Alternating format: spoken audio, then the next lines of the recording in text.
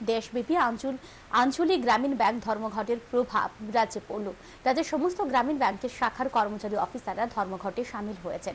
৮ দফা দাবিতে পূর্ব ঘোষণা মতো শুক্রবার দেশব্যাপী আঞ্চলিক গ্রামীণ ব্যাংক ধর্মঘটের ডাক দেয় সারা ভারত আঞ্চলিক গ্রামীণ ব্যাংক কর্মচারী সংগঠন। রাজ্য কর্মচারীরা এতে সামিল হয়েছেন। এদিন সকালে আগরতলা ত্রিপুরা গ্রামীণ ব্যাংকের প্রধান কার্যালয়ের সামনে বিক্ষোভ দেখান ব্যাংক কর্মচারী অফিসাররা। ত্রিপুরা ব্যাংক অফিসার সংগঠনের সাধারণ সম্পাদক বলেন, সমস্ত গ্রামীণ ব্যাংকে পড়ে থাকা প্রায় 30,000 শূন্যপদ পূরণ করা, বিশেষ ড্রাইভের মাধ্যমে ব্যাংকের DRW কর্মীদের রেগুলার করা সহ 8 দফা দাবি তাদের। আগামী মার্চ মাসের 27 থেকে 28 তারিখ আবারও দুদিনের ধর্মঘটের ডাক দিয়েছে।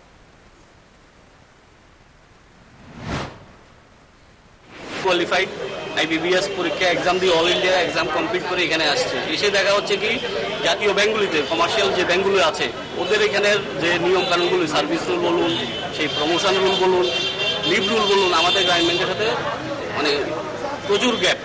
আমাদের এখানে প্রমোশন পেতে এক ক্যাডার থেকে আমাদের 6 থেকে 7 বছর লেগে যাচ্ছে, বাট ন্যাশনাল ব্যাংকের ক্ষেত্রে দেখা যাচ্ছে 2 থেকে 3 বছরেই ওরা এক ক্যাডার থেকে প্রমোশন পাচ্ছে। আমরা যদি সেম এক্সাম দিয়ে, সেম কমপ্লিট করে, সেম কাজ করে একই ইয়েতে আছি, তাহলে আমাদেরকে কেন এটা হবে না?